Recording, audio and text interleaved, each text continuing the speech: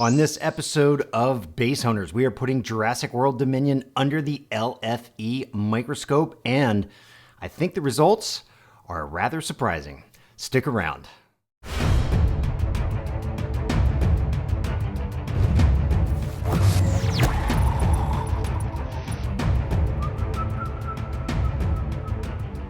How's it going, home theater fans and fellow base heads? My name is Todd Anderson with avnirvana.com, and this is episode 6 of Base Hunters. Yep, episode 6. We're taking a step back from episode 7, which was our Top Gun Maverick episode.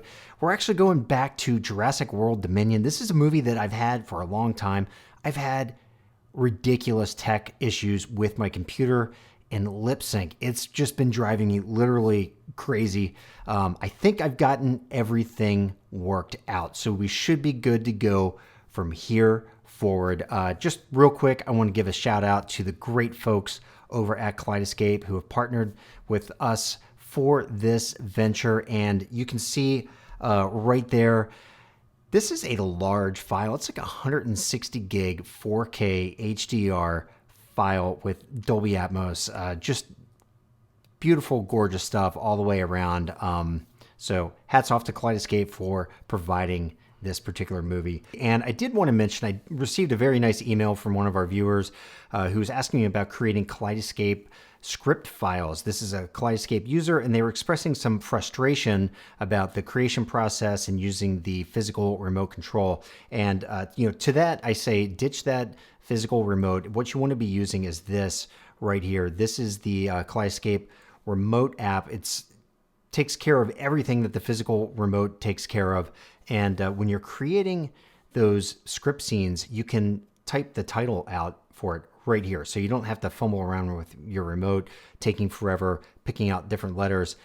This takes care of everything. Plus, this provides great timestamps while you're watching a movie. It tells you exactly where you are at all times. So it makes the whole process of navigating films really easy. Now, as I mentioned, I know we're a little bit behind, and we do have 4 more episodes that are going to be launching before New Year's. And take a look right here. You can see what's coming. We've got Barbarian, Bullet Train, Fall, and of course, Black Adam. Black Adam's not hitting disc until just after the new year. We are going to be giving you a first look right here on Base Hunters. So make sure you hit subscribe and click on notifications so you know when that episode drops. Now, today's episode, Jurassic Park Dominion. This is a really interesting title because you think that this is just insane reference quality base, and I gotta tell you, it is, but it isn't at the same time. So before we dig into that, let's throw the scorecard up onto your screen and run through a couple things first. In terms of the overall movie, I'm giving this one a C-. This is not intended for me. I'm not the target audience. I think this is made for a much younger generation of viewers. But even at that, the story just pales in comparison to the original Jurassic Park. I think they've probably taken this franchise maybe one film too far. I can see this being a complete snooze fest if you don't have a real home theater system to enjoy the sound and the image quality that it offers. But even with that taken under consideration, I'm going C-. Of course, if you want a real professional opinion, go check out our full review written by Michael Scott over at avnirvana.com. I'll drop a link to that down into the description. In terms of the image quality, this one gets an A-. Really, in many facets, it's beautiful, and for the duration of the film, it's generally very, very good. But you do have a few moments where banding is visible. You can see it right here in this image taken from the very beginning of the movie. So A- it is. I think most people are going to find it very pleasing to the eye, especially if you don't pick up on things like what you're seeing there on your screen. Now, the Dolby Atmos track is just a little bit better than the overall image quality. I'm giving it a solid A. This one really sings, folks. On a good home theater system, it's going to light your ears up. It sounds great. It adds a lot of power and emotion to the film itself. I think they knocked this one out of the park. So if you're just looking for a crazy audio experience, dial this one up. You're going to be really happy. And in terms of bass, you can see there, I'm giving this one a B plus. A B plus, you say, but you give the overall audio an A? Yeah, I am.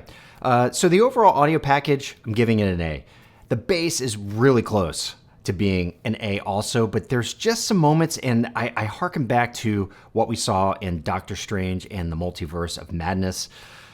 There's just moments where the bass deployment does not match what's going on with the action on the screen. It's either completely missing or it's just a little mismatched. And for me, that was enough to kind of slide this one down into the B plus territory.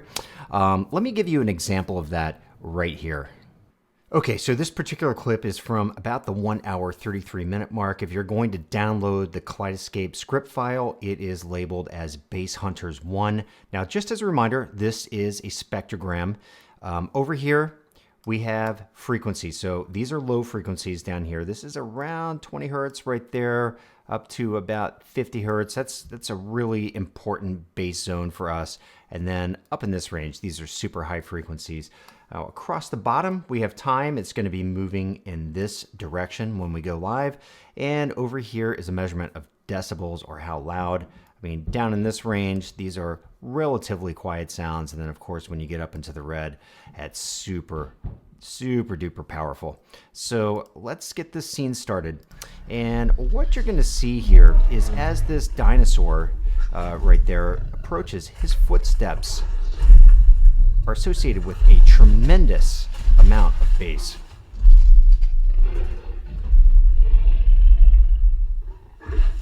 And his breath there.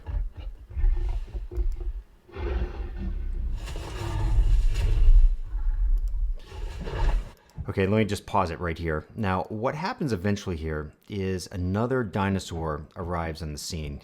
And we're just going to move forward here. And you can see there is some bass associated with his arrival. And then as the scene progresses, arguably just as powerful footsteps happening there, and no bass is associated with it. Of course, these two animals clash, and the raucous event, again, not quite as powerful as the arrival of the dinosaur. And then our friend is leaving there, and you can see right in here, the bass associated with him stomping off is not nearly as impactful as the bass that was displayed or given to us as he arrived. I think a lot of this has to do with how sound designers need to present sound in a movie to make a scene presentable dialogue-wise, and also action-wise. When you have two large beasts like this interacting with each other, it could just be one giant rumble. But as we're going to see, they managed to pull off some really great stuff with LFE in this movie. And, I think some of these areas that were tripping points for the sound design team, or areas where they came up a little bit short, should really largely be ignored, because there are a couple of reference moments. Now, for this particular episode of Bass Hunters, I analyzed 16 different scenes from this film. That is a record for this series. But 16 different scenes. I had to pick 3, and this is what I picked. And first up, we have Kaleidoscape script file Bass Hunters 2. That comes from timestamp 1 hour, 33 minutes and 11 seconds into the movie, and it's a clip that lasts 2 minutes and 48 seconds. Next, we have script file Troubles on Thin Ice. That is selected by the Kaleidoscape team. It's already in the script scene file for the movie.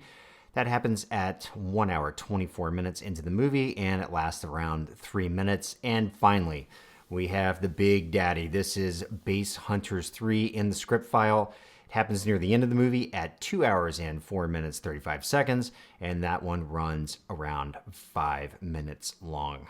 All right, so let's dive right on into this very first scene, and this was probably one of my favorite bass moments of the entire movie, and let's check out why. So the beginning of this clip starts off with some excellent LFE associated with Bryce Dallas and Laura Dern, or who we know as Laura Linney, battling off these winged giant grasshopper things and cutting off power right there.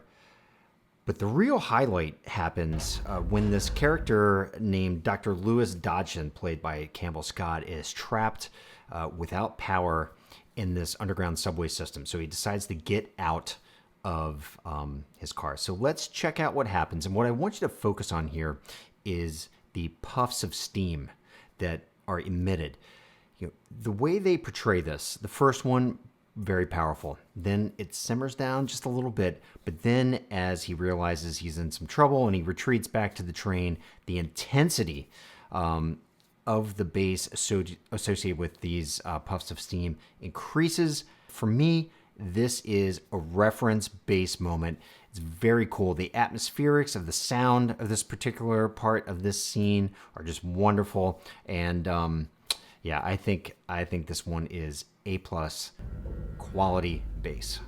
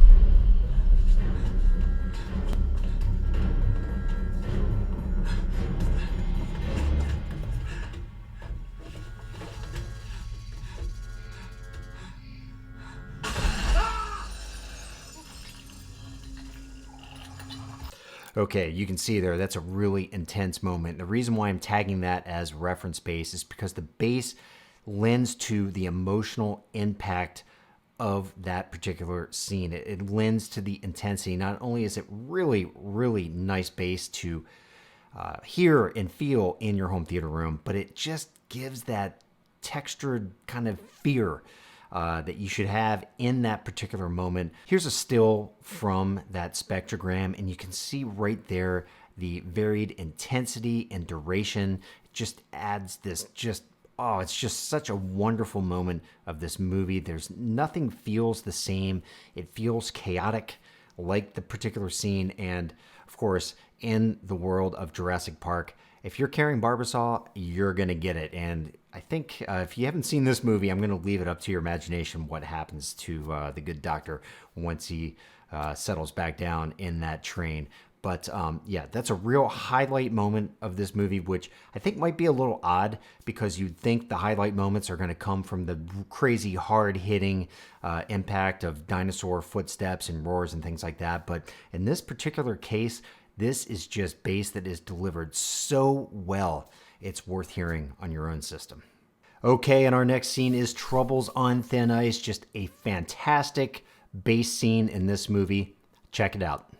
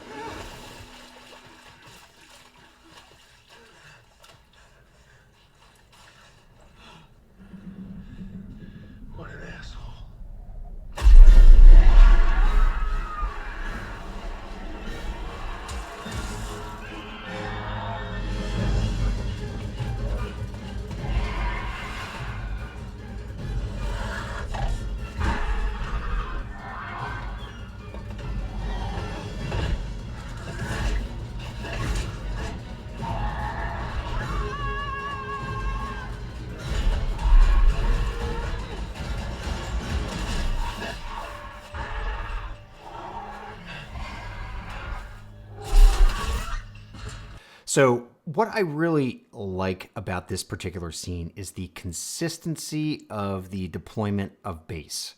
You have footsteps associated with this dinosaur that are, impactful but subtle, and they remain that way, and they're always present. And then the largest amount of base is saved for that amazing moment where the dinosaur is bursting through the ice.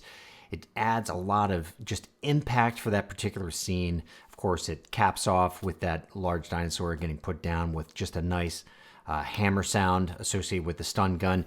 All in all, this is a great demo scene, borderline reference, but if you want to show off your home theater system and just show kind of how nuanced bass can play a role in a movie sounding really amazing, this is a scene that you should be dialing up. I really like this one a lot. Probably the second best bass scene in the movie as far as I'm concerned. Okay, on to our last scene that we're diagnosing today, and this is Bass Hunters 3 in the Kaleidoscape file. I just want to kick things off with giving you a quick glimpse of bass associated with a helicopter that plays a role in this scene.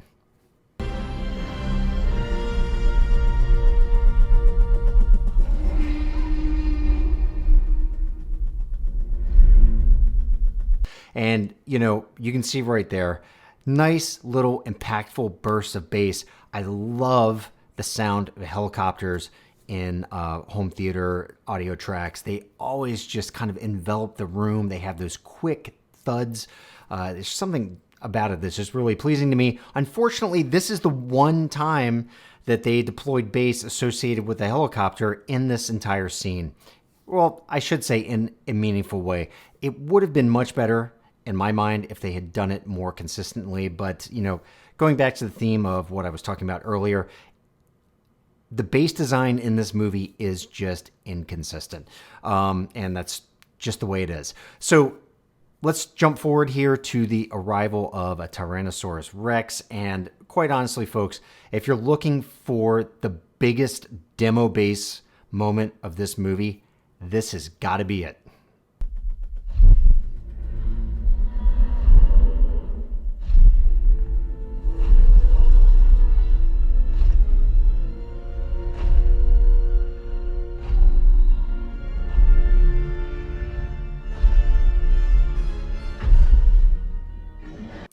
Okay, the FFT analyzer is at the top there. You have frequency across the bottom going left to right. So low frequencies are more to the left there. You see 20 hertz down at the bottom there. And then along the side is a measurement of intensity, basically. So you can see here during the scene as the Tyrannosaurus Rex arrives, you have really big peak energy in 30 hertz range, but also in 40 and 20.